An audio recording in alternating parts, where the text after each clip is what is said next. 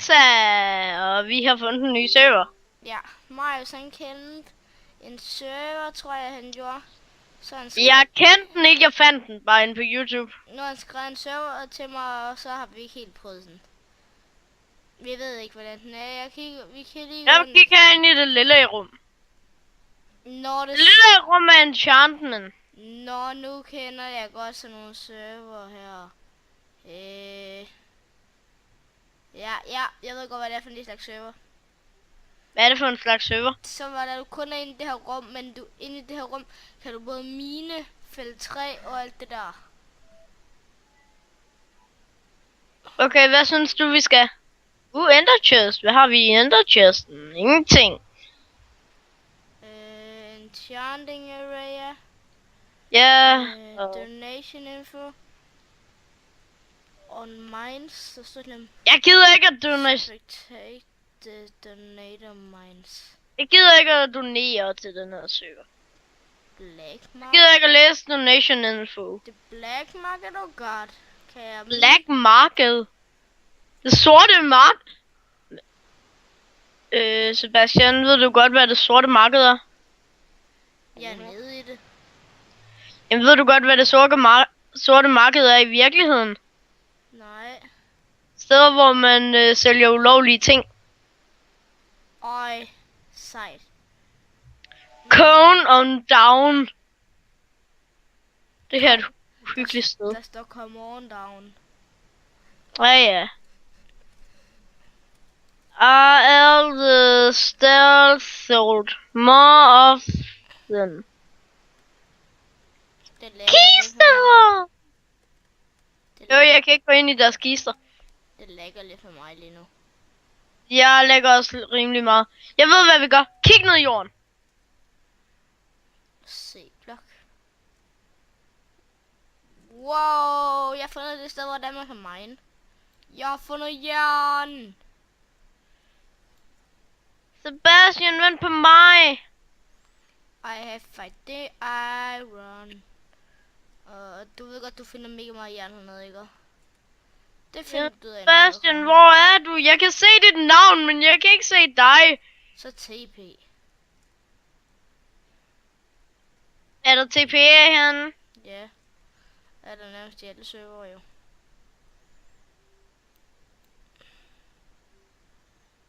Ellers så er det jo ikke en server. Tror du, jeg kan skrive TPAS? Ja, det kan du godt. Nej. Er der ikke tilbage? You don't not have asset to Okay, der er ikke chat. tilbage.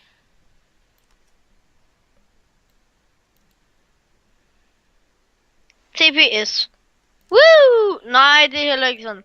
Jeg skal nok bare skrive hele dit navn. Nej, hvis der du ikke har adgang til den kommando.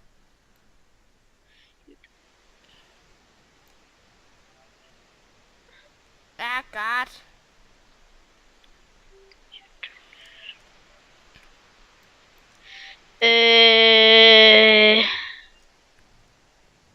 Jo. Sebastian, prøv lige at komme tilbage. Jeg er inde i det sorte marked, og jeg lægger så meget, så jeg er bange for at gå forbi det der lava der. Skriv lige spawn.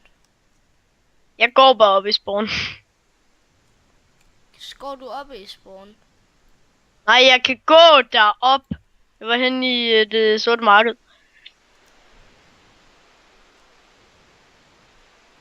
Kan du ikke se mit navn?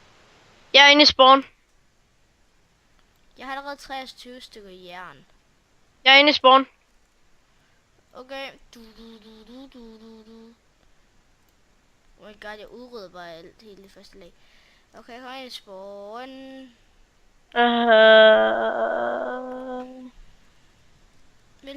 Welcome to Mine Down. Hello. You have been... Jeg er her, Marius. Jeg lægger så meget, så jeg aner ikke, hvor jeg er. Jeg mener det, jeg lægger... Nej, nu lægger jeg ikke så meget mere. Ja, jeg lægger ikke mere. Det gør jeg, fordi jeg optager. Se her. Okay, nu begyndte jeg at lægge igen. Er det her, du miner? Ja, du kan mine her. Men du Nej. kan... Sorry. Jeg får noget kul og noget jern, så... Jeg kom i nyt miners level. Det er jeg altså. Fik Super Breaker. Nej, hvad stod der? Hvordan var det, man fik Super Breaker? Super Breaker 0. Hvad sker der? Nå. Nice. Jeg er i gang med at mine et kæmpe stort hul. Jeg er i gang med at varme noget. Har du nogen? Nej, det kan du se. Det har jeg lige om lidt. Hvordan fik du 3? Der er kul, Marius. Jamen, hvordan fik du 3? Hvad skal man bruge 3 til? At lave en ovn. Marius, prøv lige at gå der, hvordan du miner. Okay, hvordan laver du egentlig en ovn? Gå der, hvor der er du miner, Marius. Der er jeg. Hvor er der et crafting table? Der er ikke nogen crafting table. Hvordan vil du så lave en ovn? Eller jo, der er også en crafting table. Smelting rooms. Prøv at se, man kan gå ind i de her rum. Men det herinde, det er mit rum. Herinde er jeg i gang med at smelte noget. Hvordan kom du derind? Det er fordi jeg står der helt mange question plates. Gå ind i en af de andre rum. Du kan se, hvordan der dørene de lukker. Smart. Den kommer jeg ud. Nå sådan. Smart ass.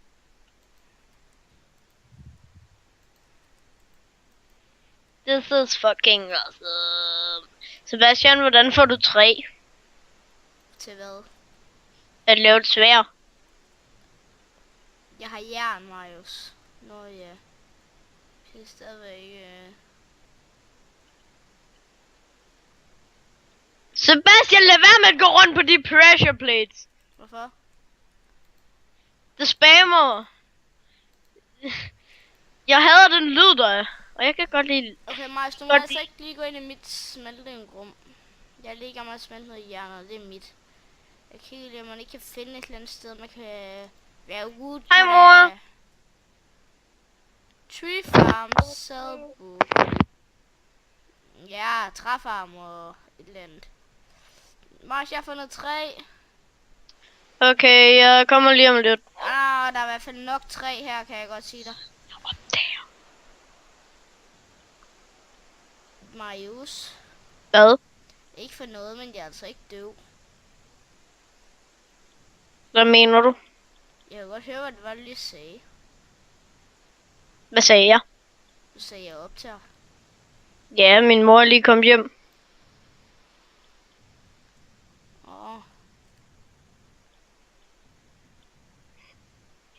Hun blev overrasket over, at jeg sad ved mit skrivebord. Ja, det gør det jo aldrig. Og Sebastian, jeg er farmer, og jeg er miner. Ja. Okay, vi skal lige sige det her. Altså, mig og Sebastian har gjort sådan, at vi har inddelt det i hold. Altså sådan, at... Vi er farmer, woodcutter og miner og... Ja, Sebastian, han er woodcutter og fighter. Jeg tror ikke, man kan kæmpe noget det her sted. Det kan være, det går jeg lige og kigger. Men jeg har i hvert fald en stack træ. Og jeg er miner og farmer. Hvor fandt du 3 henne?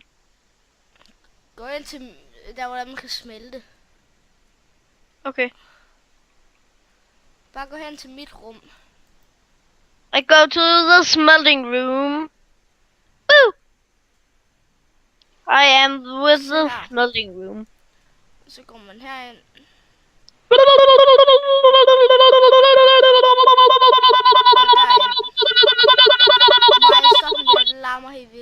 Det larmer helt vildt. Nå! Skal man bare tage det her træ? What? Ja, det der okay, det her er altså en underlig server. Man skal bare smadre jorden. Kan man ikke sælge det sådan et sted? Jeg kommer i nyt træfældningslevel. Nyt level igen. Jeg er i level 2. Jeg leder efter... Hvilket level er du i, i woodcutting? Aner det ikke. Hvad er det herinde? Også relevantsportal.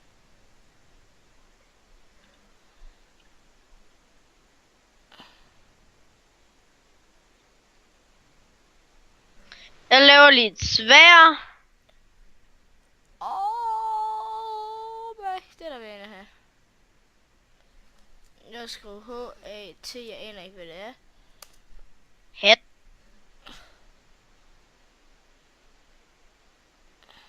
Sebastian, jeg laver et sværd til os begge to.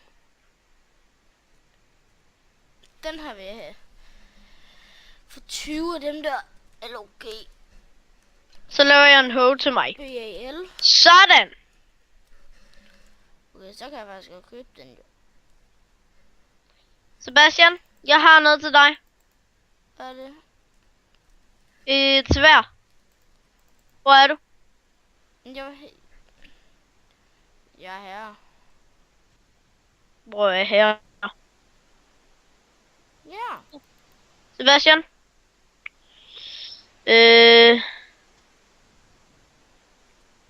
Nå, jeg havde allerede noget med.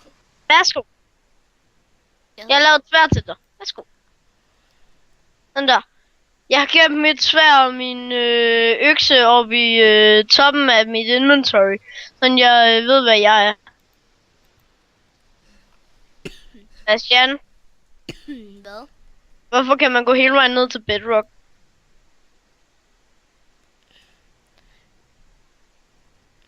PvP.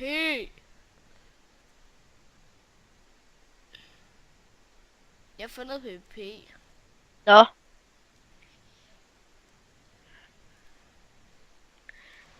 Sebastian, jeg går lige i gang med et mine. Der står bare spawn to get out. Er det ikke ond? Jeg er i level 4 i mining. Er du level 4? Ja, i mining. Åh. Level 5 i mining.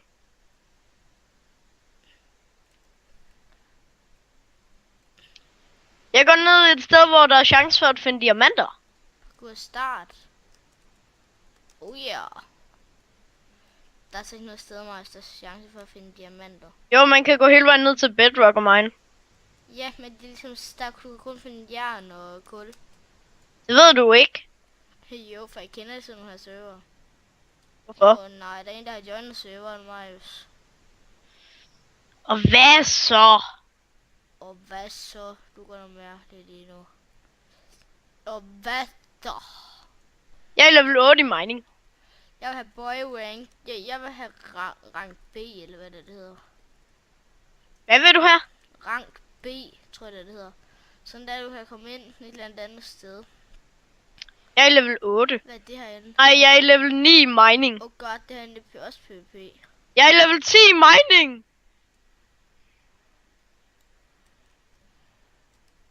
Jeg bare have en hel masse træ. Jeg klarer meget. Level 11 i mining. Det er altså ikke godt, Sebastian. Jeg er allerede i level 11 i mining. Jeg er i woodcutting, og jeg er i level 5. I woodcutting er jeg i level 2. Sebastian, hvor er du? Jeg er inde med træfarmen. Hey, kan hun også få de her seeds? Nå. Nå, det er få den her. Jeg har ikke mad. Jeg har saplings. Løb! Woohoo! Hej Sebastian! Jeg prøver at få nogle saplings. Sebastian, du ved godt, at alle tingene de respawner igen, ikke? Ja. Må jeg hjælpe mig at få nogle saplings, hvis jeg har en stack saplings? Det tror jeg ikke, der er. Nå, men så find nogen. Får du mega mange Jeg penge kan ikke af. slå dig, sagde den. Nu sagde jeg ikke, du slå dig. Hvorfor kan jeg ikke slå dig? Du Hvad? Saplings, hvor er Der er ikke nogen saplings. Jeg render herhen og ser, hvad der er her. Hvad kan man her? Og her kan man ikke smadre. Hvad kan man herinde, Sebastian? Jeg aner altså ikke, hvorhen du er. Det ved du godt, ikke? I bader. Bøh! Jeg vil købe sådan en her. Hvad er det? Det er et lille bitte hus. Åh! Det her kan man købe. For hvor meget? Det ved jeg da ikke. Jeg lægger, når jeg er her. Jeg vil købe det her hus. This region is owned by Diamond. Jeg har fundet en, der ikke er købt. Hvor er du henne? Jeg køber den.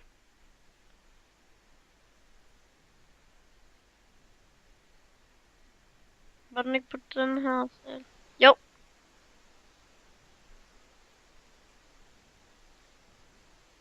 Hen til den. Her. Haha. Mi.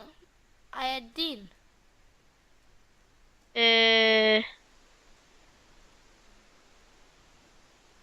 Du ved godt, der allerede var købt, ikke?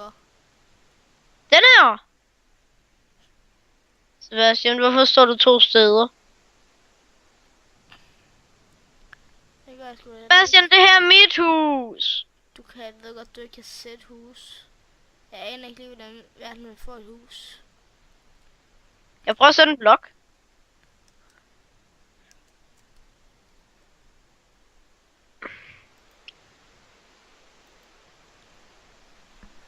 Kom nu. Kig ned i jorden.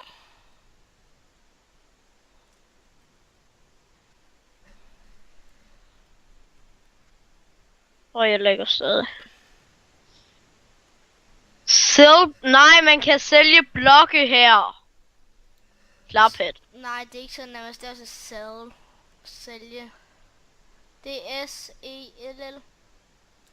Ja. Sælge. Men Hvad betyder C-E-L-L så? Sælge. En celle til fanger. Nå, det er et fangeskab. Sejt. Sebastian, hvad gør det her sandområde? Det er PvP. Så her hvor jeg er, kan du slå mig. Jeg kigger lige, hvor du er henne.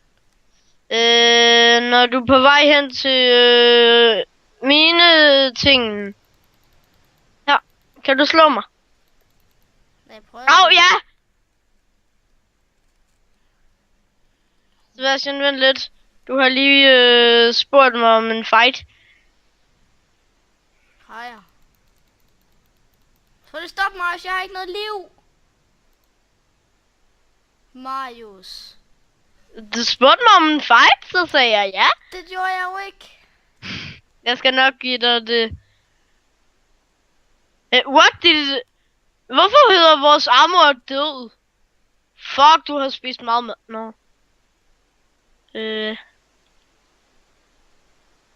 Jeg havde 33 stykker kød. Giv mig dem. 33 stykker kød. Værsgo. Jeg havde et sværd og rustning. Jeg skal nok give dig det. Bare rolig. Værsgo. Værsgo. Hvor meget jern havde du? Jeg havde 9. Jeg havde altså over 20. 8, 9. Jeg ved bare, jeg havde 9 stykker.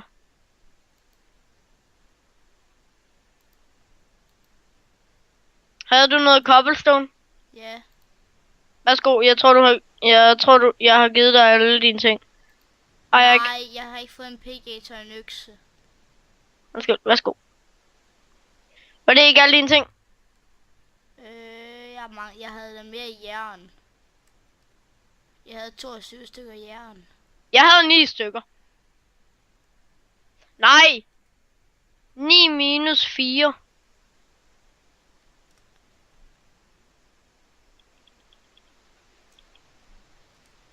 Sebastian, kom lige her. Jeg smidt noget jern til dig. Okay, jeg gør lige klar. Ja, Sebastian, her er dit jern. ja. Jeg havde lige glemt, at jeg havde brugt 4 på 2 svær. Du spurgte mig om duel, så tog jeg imod den.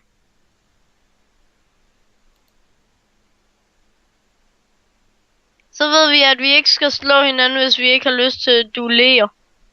Hvad du lever? Duellere, så det er en duel. Nå. Altså en fight. Sebastian, har du ødelagt noget her? Hvor? Nej, ikke noget. Sebastian, det der ser meget underligt ud.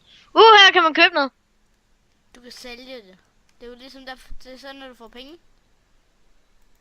Nå. Jeg har... Jamen, hvordan sælger jeg så? Det er hvis der, du har en stack.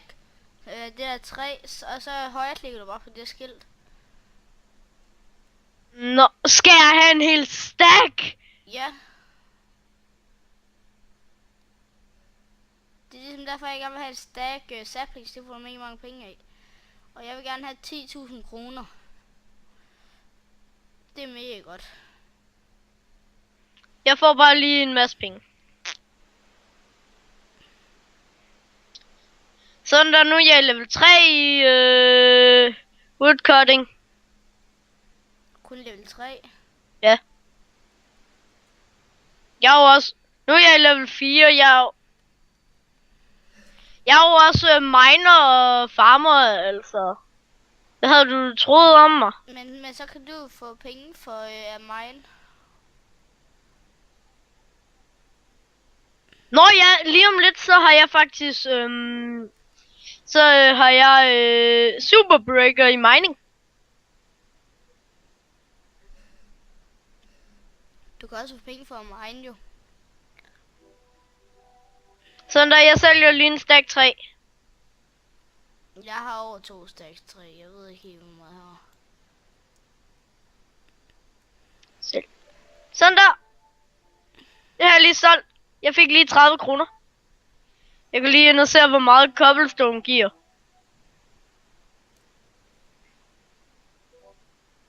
Jeg går ind i mining.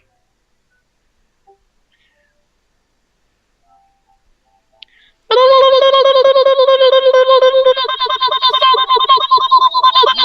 stop. Det der lyder helt vildt dårligt i mit headset. Der lyder det helt vildt højt. Og det lyder meget dårligere i mit når der er headset på. Hvor kan jeg så sælge noget inde med mining? Inde i enchant. Er det ikke?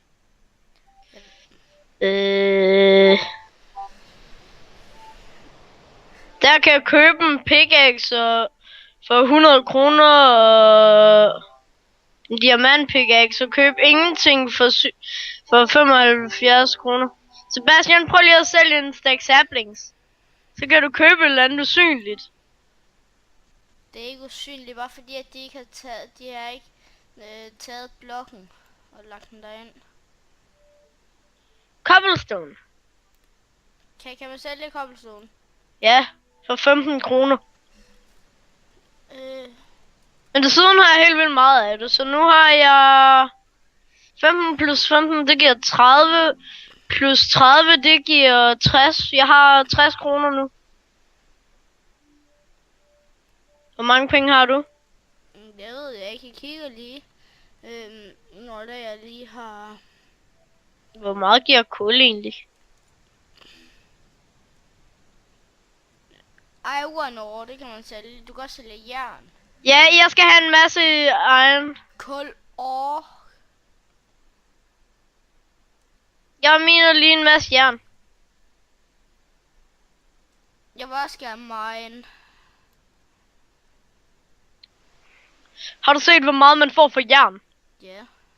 Er det smeltet jern, eller hvad? Ja, det smeltede jern, du får mange penge for. Det andet jern, det var bare jern, som det er, når du hugger det.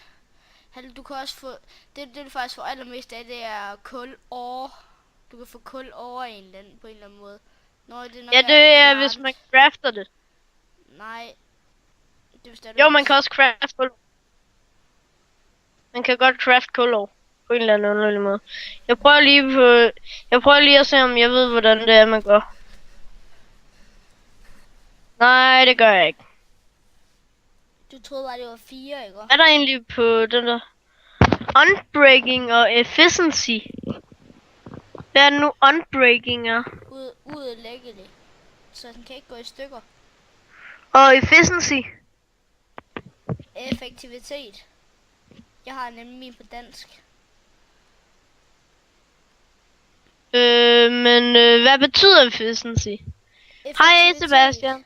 Det betyder ja, men hvad betyder det? Det er nok, hvor hurtigt den er. Den er nok hurtigt at smide blocks. Okay, hvad er der på din? Det samme. Okay. Så er det samme på alle. Sebastian, det er mig, der miner. Jeg er også i level 16. Jeg er i level 15. I mining? Ja. Jeg er i level 17. Sebastian, jeg holder den bare inde og smadrer alt omkring mig. Det gør jeg også. Jeg prøver bare at ramme hjernet. Det kommer du et højt level af. Jeg er i level 17 nu. Jeg er i level 18.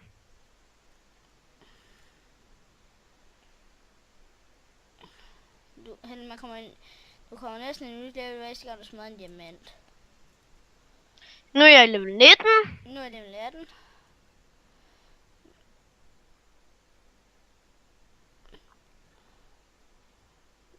Nu er jeg level 19. Nu er jeg i level 20.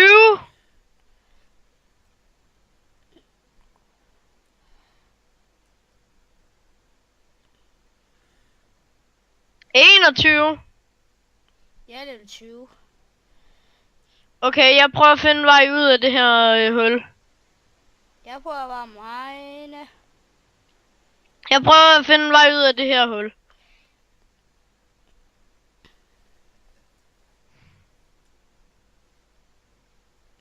Her var vejen ud. Så går jeg op og smelter alt mit jern. Hvor meget jern har du? 49 plus 5.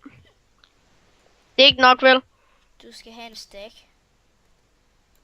Ja, men 49 plus 5. Ja, det er jo ligesom ikke nok. Sebastian, du ved godt, at vi har gravet vi har gravet hele vejen fra den ene side over til den anden side. Ja, jeg er lige 100 til den anden side, Bedwick.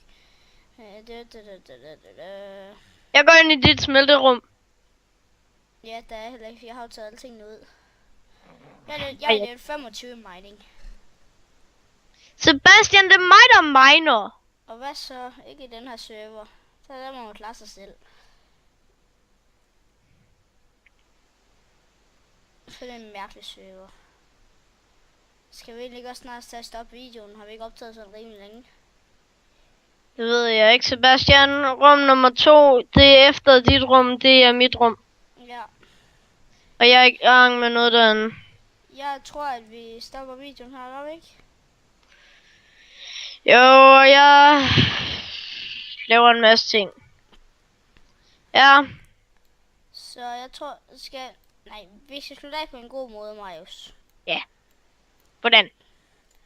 Gå ind i spawn. Jeg skal lige komme i level 30. Nej, det tager lang tid. Nej, det gør jeg. Jo, fordi det er svært at komme i en højere level, når man kommer højere op i levelet, og så skal man have mere XP. Jeg er level 29. Okay, jeg er i level 25 nu. Jeg kommer. Jeg vil lige level 30, og så skriver jeg /spawn. En trappe. Jeg vil lige level 30. Jeg er level 29. Så gør jeg det også. Nej. Nu kommer jeg derop. Jeg er level 30 nu. Kom. Jeg vil spawn lige om lidt. Jeg er lige præcis nok. Åh!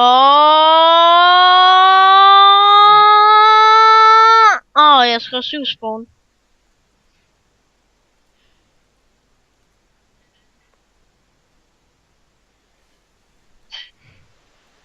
Det går da ikke, at man skriver 7 spawn. Og nu er jeg her. Nej, du er ej. Jeg står lige ved siden af dig. Jeg kan ikke se dig. Jeg står lige og kigger på dig. Du kigger ikke engang den rigtige vej, klaphat. Ved siden af dig. Kig ned! Nej! Du kigger jo ikke engang på mig. Du kigger den helt forkert. Hej! Hej! Du har lige kigget på mig. Du er her altså ikke. Jo, jeg er.